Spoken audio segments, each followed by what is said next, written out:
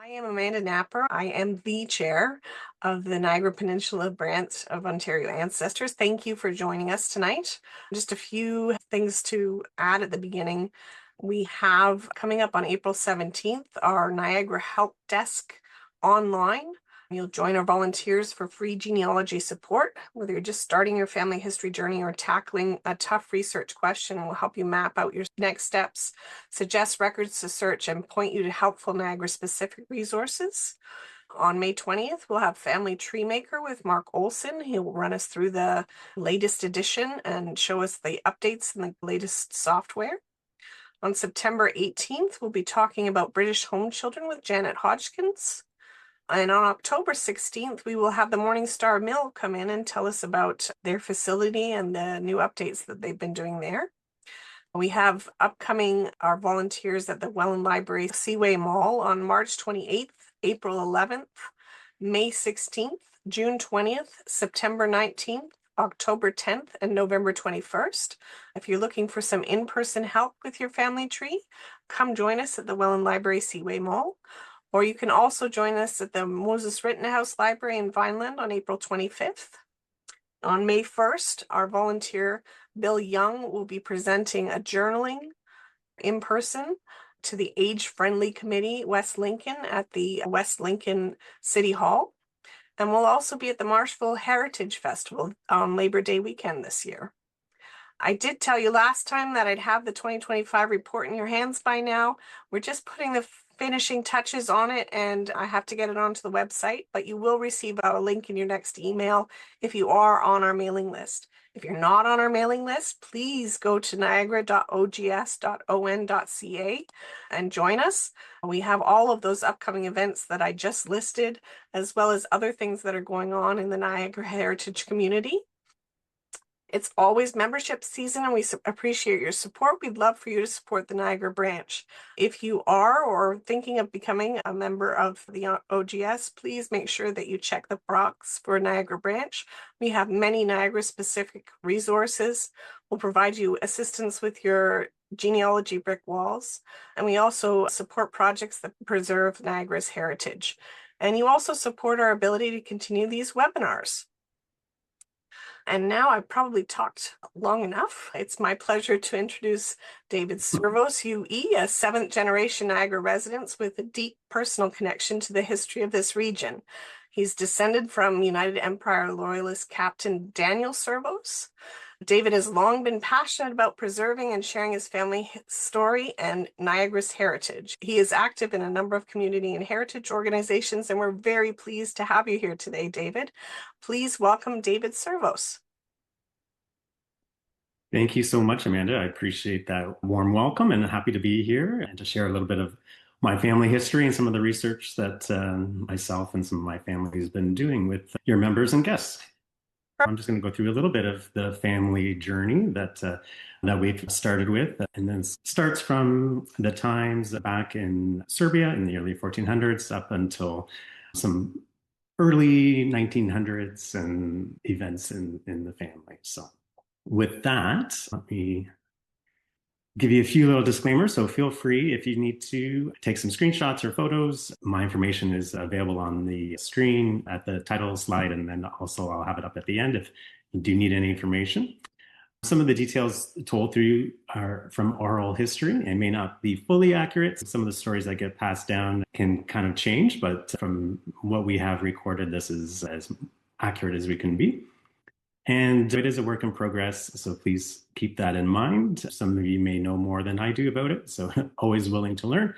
And some of the names and terminology may not be as appropriate for today as it was in the past when we're talking about some of the items in history along the way. So with that, I thought I'd start really from the beginning of the family and kind of go back to the very first generation. That generation starts with Adam and Eve. I don't know if we have that much time to go all the way that far back, but so what I'm going to do is I'm going to skip ahead a little bit and really talk to the origin of the Servos name. And from what we can determine that it was really in the 1400s during the Serbian-Ottoman time is where we see some of the records of the name come up. And as the family was in Serbia during this war time, they had fled to Hungary. And so the derivative or Hungarian word for Serbian, and it could be spelled various ways, but Servos, and sometimes the S's were Z's as it gets translated along the way. But really, we determined that the Servos was based on the fact that we were Serbian refugees going into Hungary during the war. However, Hungary at the time also starts to fall to the Ottoman Empire in the 1500s. And so once again, the family becomes refugees and have to put on another brave front to go and find some peace and look for where's the best spot for them to settle next. And we see that migration happen through Europe. And there's different pockets of family that we see in Greece and France that have continued to be there. And still today, there's even a town in the French Alps called Servos. Whether all these people are descendants of the family or other Serbian refugees, perhaps, is to be determined. But what we can determine from our family migration is that we do make our way to Germany.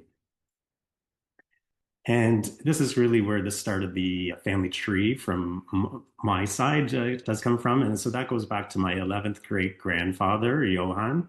And so it was determined he was born in Serbia, and then from there, he was, as a young person, went with the family and made their way to Germany. I'm not going to go through necessarily all of the people here in great detail, but from there you can see some of the dates and the names as the people came, and then as we ended up in Germany, how some of the items changed. My ninth great grandfather there, he was the first documented person to have residence in New Vied. And New Vied is an area within Germany. And ironically, like Niagara, it was a grape and wine growing area as well. So maybe there's some connection and foreshadowing there. And from there, he had a couple sons, as well as my seventh great grandfather, Christian. And we'll start the family story a little bit from that point of view. But first, just give you a little background on New Vied. And so it was founded in 1653 by the Count or the Prince Frederick III. It was initially as a fortress on the site in the village, and then it had been destroyed during the 30 Years' War. And Christian had basically decided while he was there and he was in the military and serving and being a loyal subject to the crown, to the military that was there, he decides afterwards in his middle age to uproot the family once again and ask to be dismissed from the military and to be given passage and permission to go to the New World. Count Frederick III, he actually was supporting, and as well as much as he was sad to see him go, writes a letter of introduction for him to take to the New World. The real letter of introduction is traced to still being in the family here in Ontario from the 1950s. There was record of it. I'm not exactly sure where it is today, unfortunately. So hopefully somewhere one of my distant relatives still has this incredible piece of history from 1726 in their possession, but it's not at the Niagara-on-the-Lake Museum. I do a lot of volunteering there and helping with their capital campaign. So a lot of the artifacts and kind of research that I have is in there. And just as a side note, there's about 400 different items in the museum in Niagara-on-the-Lake that are attributed to the Servos family. But with that, I'm not going to go through the whole letter of introduction, but I'll give you a couple of highlights here. So just to talk to, again, the character and the person that Christian was. And so it states that during his service, he was always distinguished as a brave and honorable man, faithful in the performance of every military duty, and in all the relations of life, strictest integrity, upright and honorable as become a faithful soldier to be. And then it continues, not desiring to lose him, yet since his own desire, he's resolved to go with his wife and 6 children to America, the better to provide for the future welfare, and will betake himself either to New York or Philadelphia, in order that he may be favorably received by the honorable governors of New York or Pennsylvania. So really a testament in terms of, again, his character and to be able to take this letter and to go to the New World, and then for him to decide where he was going to settle. And prior to this happening, the German Palatine migration that some of you may know, really in the 1710 time period, about 3,000 people from the Palatinate region of Germany, known as Palatines, they migrated to America, primarily to New York and Pennsylvania. So they sought the religious freedoms and economic opportunities and from fleeing from the religious persecution and the military conscription in Europe. And the Palatines included both Protestants and Catholics, so they were diverse.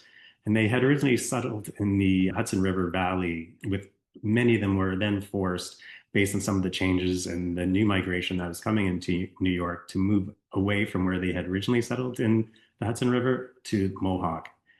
And so while Christian hadn't followed that major migration, afterwards he left. And I think it was because there's also going to be some common grounds by having other people from the region there. And this is just a little map that kind of shows where under Livingston Manor is where they had originally come in Hudson Valley. And then farther north in the area here along the Mohawk Valley is where, again, a lot of that German population settled. And you can see that by some of the names. There's German Flats, and there's an area called Palatine as well. And so Christian arrives in New York in 1726, so 16 years later than the mass migration of the other Palatines, with his letter. And ironically, there's a little novel, and that's available online or at the museum in Niagara-on-the-Lake, called Palatine Hill. And it actually starts at this point with the migration from Europe of the Servos and the Secord families. And if anybody is interested, I'm happy to pass along the link for that, so you can reach out after. And so, with his letter of introduction, he decides to go to New York governor. And then from there, it's undetermined whether or not he was granted or purchased, but he ends up right now with about 1,500 acres along the Charlotte Creek in New York, where the other German populations had settled. So from there, of the 1,500 acres, they cleared many farms, they built a grist and sawmills. They did start trading with the indigenous population, the Mohawks that were there, and in time became a very prosperous and widely known family. Christian kind of dies in 1745, and he's buried in the family property there. And some of the interesting things that they brought with them, they would have had to pack it in barrels, put product and their items into the barrels, and then onto the ship. Once the ship arrived, then they had to go on their horse and buggy ride across New York. So one of the things that managed to survive that ride, but also surviving all the wars, as well as ending up back in Niagara, is this cup and saucer that was made in China of Chinese porcelain, and it's in the museum in Niagara-on-the-Lake. And so it managed to survive a lot of events and things like that and transportation. So it's a unique piece, and one of the curator there, one of her favorite things at the museum. So from there, Christian had three brave sons, if you will. So he had some other children, but the three that were in the military at the time were John, Frederick, and Christopher Thomas. He held a commission with the provincial militia, and he served under William Johnson and Colonel John Butler in the French War. And Christopher is really where I descend from still. And then we'll talk a little bit about John and Frederick as well. They were all at the Battle of Lake George in 1754 and at the siege of Fort Niagara in 1759. So after this time, the family did remain close with Sir William Johnson, who was the British superintendent of Indian Affairs. Excuse me. Christopher, one of the sons, as well as the other two, were very loyal to the crown. And at this time, when the American Revolution was starting, it was determined that Christopher was an enemy of the state.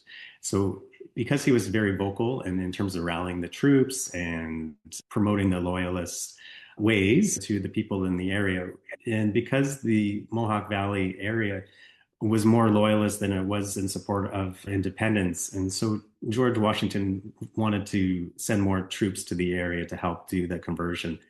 And this was one of the actual letter stating that for his arrest warrant for Christopher. And because they didn't have all the spelling necessarily down, ways to look it up, so they spelt it as the English word service instead of Servos. But this does relate to Christopher Servos. And in June of 1778, David Ellerson and Timothy Murphy came to arrest him at his home. I'm going to read from a bit of a family story from William Kirby. So he was a kind of a local author who came from England. he married into the family and recorded a lot of the oral history into books. He ended up becoming the editor and owner of the newspaper Niagara-on-the-Lake and became prominent himself in the community. So this is an excerpt from the family stories from him. So Christopher Thomas, born in June 1778, was living quietly at home, attending to his farms and mills, when the expedition sent to arrest him entered the valley and suddenly surrounded his house. It was in the night, but the family were still up. The four sons of Christopher were all away at the time. His wife, worthy lady of a Dutch family, with his son Daniel's wife and his granddaughter Magdalene, who was 3 years old. With the servants, white and black, they were all in the house. The cavalry rode up and suddenly to the door, and the house was surrounded before any alarm was given. Their leader called for Christopher, who went out to speak to him. Seeing the state of the affairs and guessing at once their business, he went back into the house to pacify his family and bade them to be prepared to face quietly and with courage whatever fate was before them. Officers Long, Murphy, and Ellerson, with many of their men, dismounted and went into the house, and with much irritating language, proceeded rudely to arrest Servos and ordered him to accompany them as their prisoner to Albany. As he refused, he refused, and when Murphy laid hands on him, he broke away and took up the axe that lay near and lifted up to defend himself. As then he was instantly shot by the rifle of Ellerson and fell dead upon the hearthstone in front of his family. The women of the household were not injured, but the house was ransacked and plundered of its money and valuables of every kind, except that teacup. The troops rode off rapidly, fearing an attack from the loyalists of the valley as soon as the news of the murder of Servos would be known. The dead body of the father of the family they left on the hearth, laminated over by the women and the servants, while the troopers returned in great triumph to their camp with the plunder that they had carried off, and boasting of the murder of what had happened. The two young sons of Christopher returned home from the woods. Seeing the house surrounded by rebel troops and not knowing what happened, they watched on the edge of the forest until the troops departed and ran and found their father killed and their mother and the rest of the family in great distress. The boys aroused the neighbors, who promptly armed themselves and came to the house, but too late to do any good. Christopher was buried in the family burial ground. The boys placed the mother and the wife and child of Daniel with relations who gladly received them, and then took to the woods and made their way towards Niagara in order to join the regiment of Butler's Rangers in which their brother Daniel served. Daniel was part of the Indian department, and then the others joined the true regiment of Butler's Rangers. So it was really quite an emotional time, and obviously from the family and having that happen in front of them. And there's two sides to every story in war. In terms of what happens on the American side, Timothy Murphy is actually celebrated, as much as I'm not a big fan of him, but this is his memorial in Middleburg, New York. And General Morgan's riflemen, they were basically specialized in long-range precision shooting. And so they used these new rifles instead of muskets, making them very lethal and effective as snipers. David Ellerson, Timothy Murphy, and with Captain Long were celebrated as members and described as patriot heroes in the U.S. Even this plaque to David Ellerson in New York actually highlights on there that he was part of the capture of Servos, the Tory. So for them, it was a big thing for them to be able to celebrate the taking down of Christopher. Murphy's rifle is also one of the most well-known guns, based on the fact of how lethal and effective he was as a sniper, besides Washington's own silver pistols. So as the American Revolution continues, and after the murder of Christopher, Daniel became a captain within the British Indian Department. Jacob, his brother, was dispatched with Chief Brant and a force of loyalists and indigenous down to destroy 3 of the forts and rescue any loyalists. And then John became a private with the Butler's Rangers. And while many of the families were divided about their loyalties, 2 of the sons remained in America and supported the rebel cause. And they wanted to differentiate themselves from the loyalist service. So they added an extra S to the name, Servos, and came up with that different pronunciation to try to make sure it didn't sound too close to service. And this is Christopher Servos's home in 1820 along the Erie Canal, and it's on the U.S. National Register of Historic Places. And this Christopher is the grandson of the Christopher who was murdered. In terms of the loyalist migration, so once again, the family members who were loyalists had to uproot themselves and become refugees, with Daniel and Jacob settling in Niagara. And John ended up settling near Brockville, and they had left whatever possessions were they had behind at the time. The British Parliament voted eventually to offer $15 million by the way of a partial indemnity for the losses of the loyalists. But Daniel had said that it was impossible to pay for the loss of a continent, and the king was the greatest loser of all. None of the Servos family would apply for any share of that indemnity. However, starting over in a new world is expensive, and so in the end, like him and many other loyalists, they do end up applying and receiving their share of grant money. Daniel's brother, so my six times great uncle Jacob, so he was granted lots 190 and 191 in Niagara-on-the-Lake, which is, for those who are familiar, right along Lake Ontario and Lakeshore Road. I'll show you a map in a bit. But he ends up moving to Gainsborough, and Daniel assumes these lots and ends up severing them and reselling them. This is where Reverend Addison, who was the first rector of the Anglican Church in Niagara, and he actually built his lake lodge right where Jacob's original house resided. This is a picture of it there, and it was been recently restored by the Werner family. It's on their private property right along the lake. And a little bit of a trivia question and answer for you. So if you don't know who Ed Werner is, he is actually one of the founders of Trivia Pursuit and who lives there. So maybe you'll earn a piece of pie, the history pie, if you remember that for later. So from there, Captain Daniel, he has been granted eventually 800 acres, but the 396 acres of lot 194 was the site of the original King's Mills. So the mill and an original homestead or house for the miller was created before the land grant. And so this is why it's considered one of the first homes in Upper Canada. And Daniel, because of his experience as a miller and operating it in the States, but also here on behalf of the king, ends up being able to take over the mill and the area. This becomes an economic and social hub for Niagara and becomes known as Palatine Hill after the area in Germany where they came from. And he is buried there in the family cemetery in 1803. And this is a painting that was done in 1796 of the house at Palatine Hill. And so while there was no official Indian Department uniform until the 1820s, it just basically needed to be red to represent the British. And so this is actually his coat, and that's in the museum in Niagara-on-the-Lake. And it's very rare for coats like this to survive based on time and fire and the War of 1812 and Americans ransacking. There's a lot of things that happened in Niagara. And so a lot of this military items from the American Revolution have been lost, but it's great to be able to have his actual uniform there on display. And so it's uncertain whether it was commissioned by Daniel or was modified as a secondhand uniform. But the Niagara Lake Museum does have one of the best Loyalist collections in all of Ontario. So if you haven't been there, I do encourage you to go take a visit and check it out.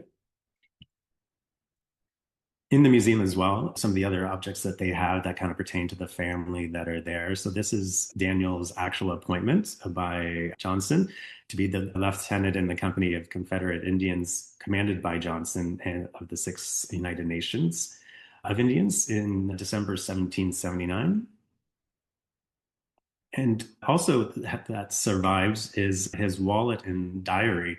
So the diary was from the late 1890s and early 1900s. The picture that's shown is actually his uniform that he needs to get. So it talks to his coat and trousers and whatnot, and how much it actually cost for him to acquire that. Very interesting to be able to hold those artifacts from an ancestor from so long ago. Also attributed to Daniel are a couple other artifacts. There's a sword and powder-horn that are there. I do have some samples here. So of the horn, and different sword, but that's not in the museum, but similar as well. This is a German sword from the same time period. So lucky to have some of these items that have survived the famine. One of the other interesting things that is on file at the museum is this handwritten certificate from Daniel from Lodge 156, the King's or the 8th Regiment of Foot of Fort Niagara. And it's one of the oldest Masonic documents surviving from the Niagara frontier time period. And so this is dated in 1784. So this is actually in the Niagara Lake Museum, but in the lodge number 2, which is the lodge in Niagara-on-the-Lake and the oldest one in the area, they also have some other handwritten notes and correspondence as well from Daniel there. And the lodge, they do the doors open in October, so you can have an opportunity to actually go into the lodge and see some of the artifacts that they have as well this fall, if you're interested. So as I was mentioning, this is the map of Niagara in terms of the first land grants and the founding settling of families that are there. So Daniel and Jacob have the lots down on the bottom here. So this is both Jacob along the lake and then Daniel just above it. And then, as I mentioned, Daniel takes over along the lake and then resells that. Based on Daniel's position of being a captain, he was also granted additional land, and he has some lots that were in town as well, which he ended up not keeping and focused really just on the growth at Palatine Hill and expanding out from there. And Grant Timms, he reproduced that map in 2024 and orientated it the other way, so it's a little easier to read. He's done a great job of digitalizing and modernizing a lot of the original maps. So if anybody is doing any research and would like to have any of those copies, I can always put you in touch with him if interested.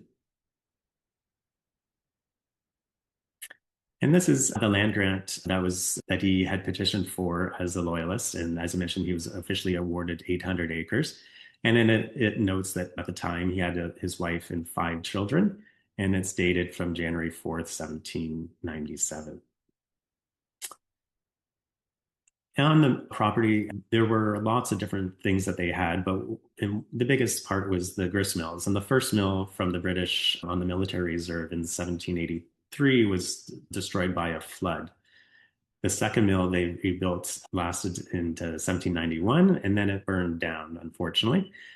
And the third mill, built in 1794, they built it farther upstream, so to make sure it wasn't going to be flooded, but it was burned in the War of 1812 and rebuilt, but then again just collapsed in 1911 after years of neglect and use. And so this was one of the last photos of the mill at the time before it did come down. Also on the property of Palatine Hill, there was a trading post and an imperial government store. They also had established a sawmill, cider mill, a tannery, a blacksmith, and potash works all on the property, which goes back to it just being such a huge economic hub. And there's been a lot of studies done on the property. One of the Brock graduate student actually used a lot of the records that have survived from the mills to do a thesis in terms of determining where people had come from, how much they were spending or trading for different products, and just to see the path of the economics that kind of came out of Palatine Hill. This is a sketch that's the Toronto Public Library has of Palatine Hill. You can see some of the outbuildings and the mill and the house in the center. This is the Help House. So this is where Robert Jupiter and his family lived until they moved to Chippewa, which is part of Niagara Falls today. Robert had a great, interesting story as a member of the Colored Corps. He fought with Pierpoint and then was granted land up in Owen Sound with some of the other members of the Corps. And from there, when he had passed away, his request was that he be buried back at Palatine Hill. And so he's buried with the family in the family cemetery at Palatine Hill. But the Help House actually becomes Kirby Cottage, and William Kirby and his wife, the granddaughter of Daniel, ended up living in here until William moves out into the town of Niagara-on-the-Lake. As I mentioned, the family burial ground. So this is a couple of the pictures of the area. So unfortunately, this is really the only thing that's still standing on Palatine Hill. And so it's a really pretty little cemetery surrounded by a stone wall right on the hill overlooking what would have been the mill pond. And thanks to the Colonel John Butler branch of the United Empire Loyalist Association, so they've recognized it as an official United Empire Loyalist burial site. Excuse me. And so from there, we're going to go to Daniel's eldest son, John, and he continues to thrive in terms of the economic activity at Palatine Hill and expands the property to about 1,200 plus acres. And he has maintained many years of detailed account books. And this is what I was mentioning before, that a lot of these account books survived weather and time and are at the museum now available for research. Some of the other items that came from that period, it was this branding iron and a barrel head. A piece of the barrel head is at the museum as well, that shows that it was by John D. Servos from Upper Canada, and confirming that it's 196 pounds.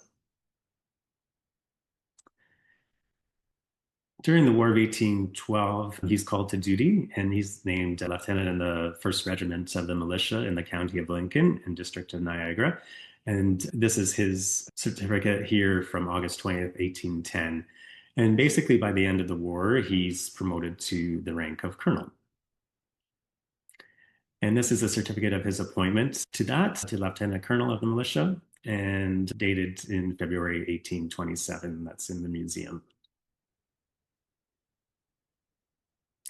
He passes away in 1847, and he's buried in the family burial ground at Palatine Hill, with copies of his last will and testament in the archives there as well. And this is just one of the pictures of his monument. And then also his wife is Elizabeth Ball, ends up being buried here with him beside him.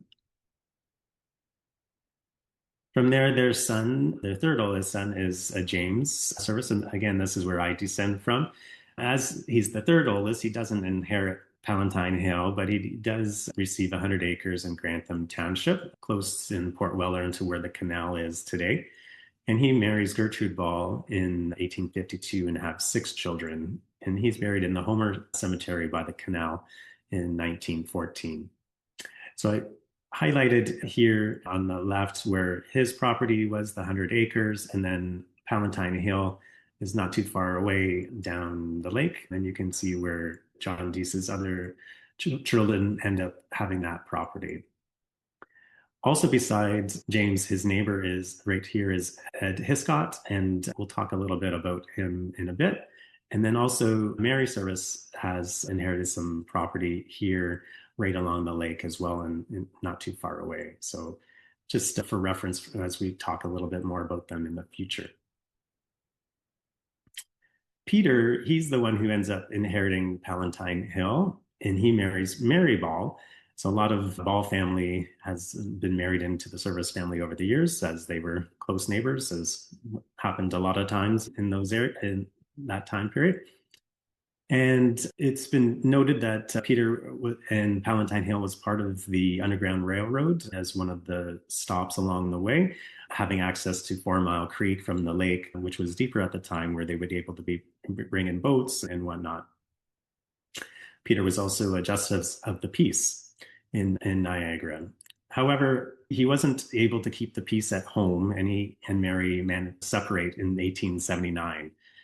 Mary was very strong-willed, and she ends up keeping the property, and Peter has to move off the family's land and moves into town.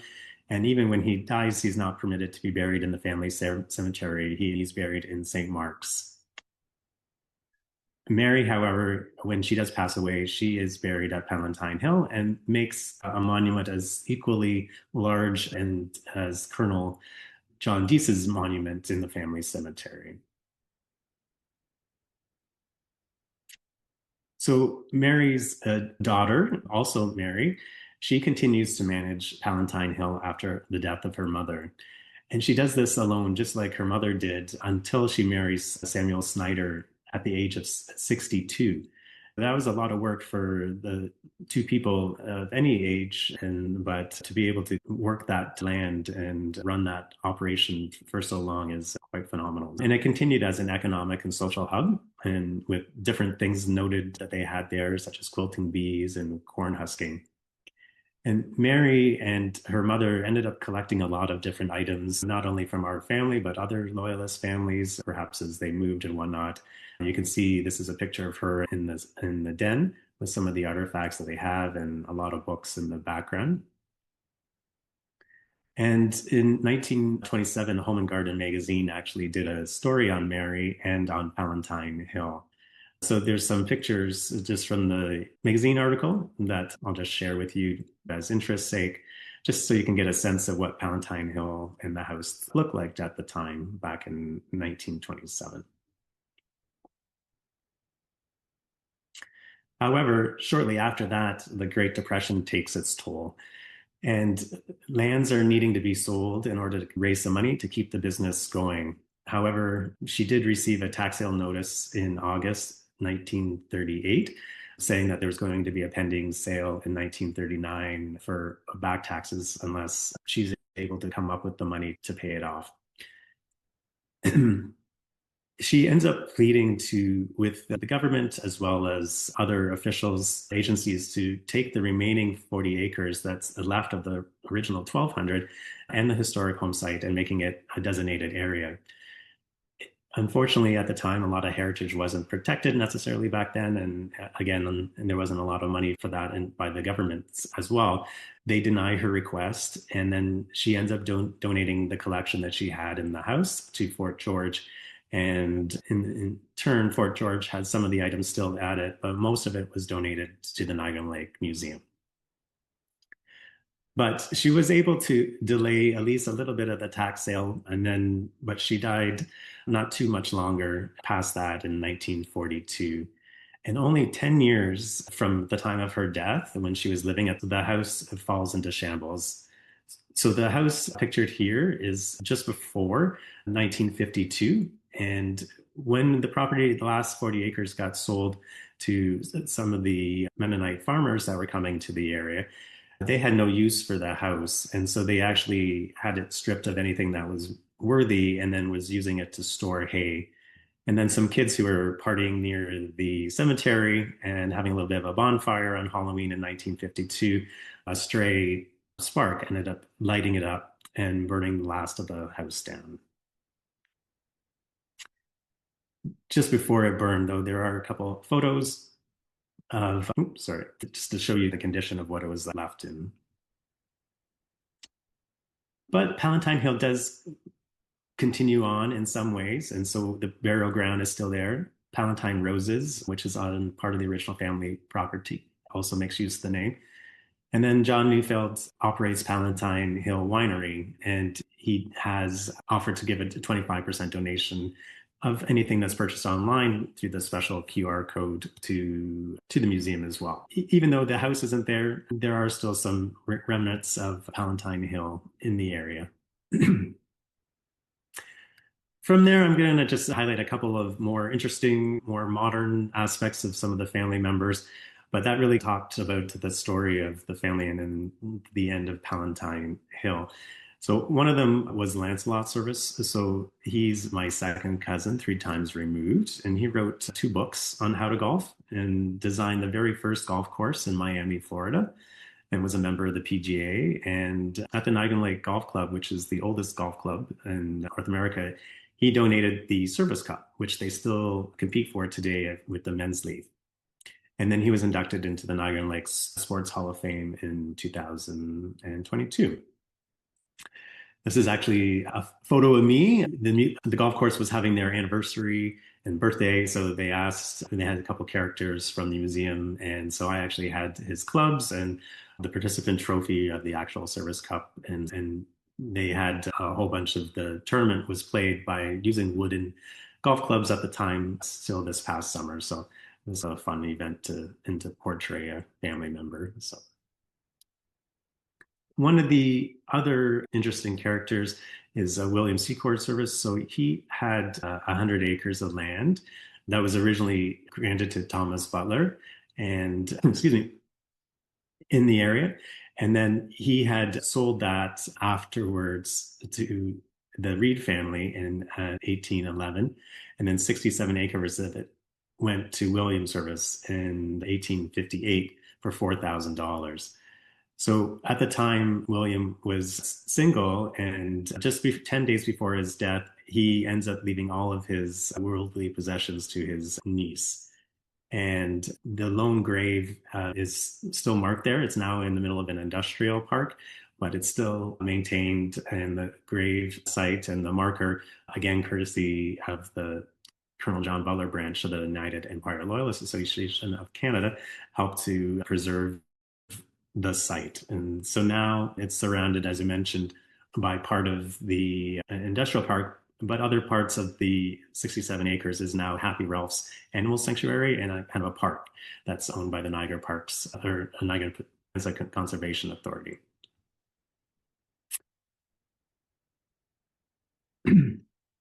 And then one of the other interesting items in Niagara-on-the-Lake is in the little hamlet of McNabb, which is along Lakeshore Road, just basically amongst where Palatine Hill would have extended to in its largest capacity. So in the McNabb Church, it makes note of for Edward Hiscott, and he was the neighbor to my third time's great-grandfather, James Servos, who's the two of them had mortgaged their farms to finance the building of the church.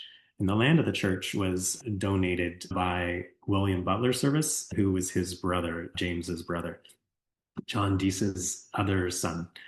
And then William's son, Alexander, he also donated the funds for the parish hall. And Alex and his wife were the very first board members of the Niagara-on-the-Lake Historical Society to help promote the heritage in the area. So happy to be continuing the tradition and a few generations later to be part of the Niagara-on-the-Lake Historical Society Museum as well. And here's a little picture of the McNabb Church. Unfortunately, it became decommissioned in November of 2022, and they closed the Anglican Church. And this is one of my cousins, who's also David Servos, and looking at some of this dedicated stained glass to the family within the church. However, it's undetermined exactly what's going to happen with the church, but right now they're renting it out for a limited basis. But no future plans have been disclosed as to what they're going to do with it. And so from there, basically, I just wanted to share a little bit about how brave the family has been with many different generations of military success across different continents, and how they were able to remain loyal to the people and the countries and the monarchies where they had lived and served. And as they were determined to find the peace and to find a better life, even if they meant that they had to start over many times. So with that, again, this is just a little short summary. There's many rabbit holes I've discovered and many other stories to come from there. So I look forward to doing more research and being able to share more stories in the future. So thank you very much.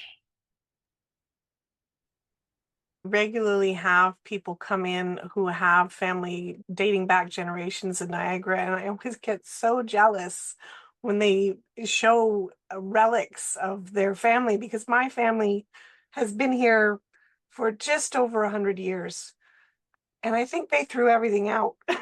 So we don't have stuff that would end up in a museum. Anyway, thank you very much. What a fascinating family and a fascinating presentation. Thank you so much for sharing with us. My pleasure. All right, David, we've got comments and questions and lots of things I've been seeing come in. Great. Beth wants to know, was Jupiter a slave or free? So when he was in New York, he was a slave at that time. They granted his freedom if he agreed to come with them and help establish the homestead in Niagara. And so in the account books, it actually shows that he was paid. He and his wife and children lived in the house. So he was an employee, but he was freed by the time he came to Niagara. Very interesting. Isabel wants to know if the family cemetery is open for public visits or it's private and inaccessible. So it's surrounded by private property, but every cemetery technically is supposed to be available to the public. The town of Niagara-on-the-Lake has taken over the maintenance of it, which is great. There's a couple ways you can get to it. The easiest way is with at Hinterbrook Winery, which is just basically close to 4 Mile Creek Road and Lakeshore Road. If you go there, do a little bit of wine tasting, say hi, maybe buy a bottle, and then you head out to the back of the vineyard. It's marked on Google Maps where it is. It's pretty easy to get to. It's straight back from the driveway and then a left once you get to the end of the row, and you'll be able to see the monuments from there.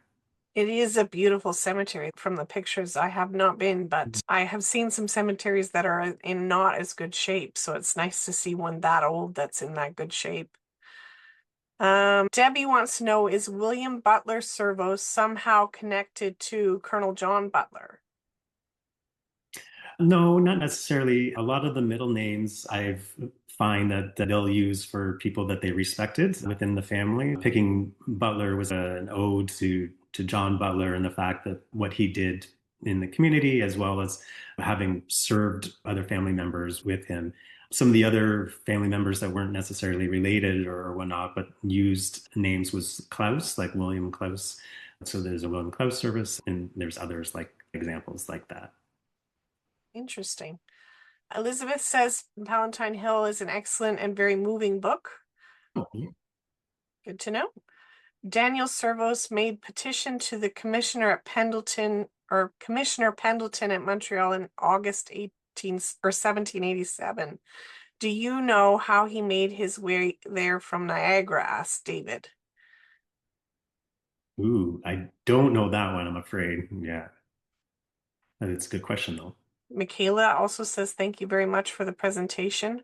Her mother dragged her to see the cemetery when she was a child in the 80s, but it was very overgrown and very difficult to reach.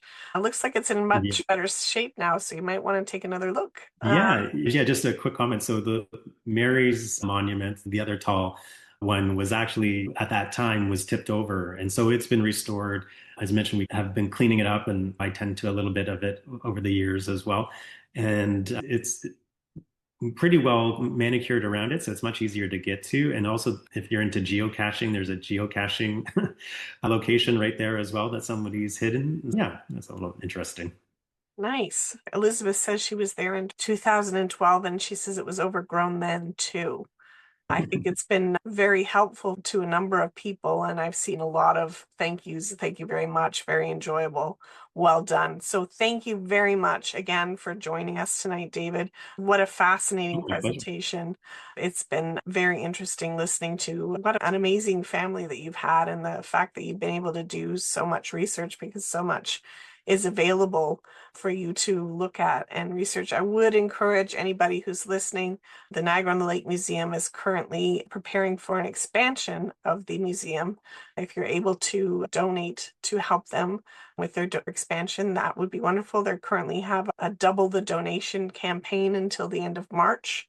So Yes. anything that you donate will be doubled if you donate before the end of March, and it will certainly help us to preserve pieces of Niagara heritage, like the pieces in the collection that are from David's family. Anyway, thank you again. Enjoyable. May I give a quick little update too, just on the museum campaign? Absolutely. Yeah, I am on the capital campaign cabinet there. So doing the fundraising. So the project is going really well. So we've raised probably over $6.2 million out of the 10 million we need now for the expansion. And the expansion is going to be able to make the museum accessible, more space for programming and artifacts. And they purchased the original house next door, who was the founder of the museum, Janet Carnahan, her house. And so they're going to link her house to the museum and build on from there. And so everything is going really well. So we have enough for the first phase. So the construction is actually going to start this fall. So it's really exciting. And again, as Amanda was mentioning, I appreciate any support. So if anybody has any questions about that, please let me know. Yeah. Yeah, it's very interesting. I saw actually a presentation at the museum of the Mm. sketches of the new building and what it's going to look like. It's a beautiful, very inclusive space. It's going to be very accessible to everybody. And we're all looking forward to the new museum. And if you want to compare, you can always go visit now and see what it looks like Yeah. before and come back after, because it's definitely worth a visit to see all of the amazing exhibits they have there. And they will certainly be more highlighted once the expansion has completed. So thank you very much to everyone else for joining us tonight. We're always happy to have these presentations to educate you about Niagara's heritage, and we appreciate all of you for joining us. Thanks a lot. Have a good night. Thank you. Good night.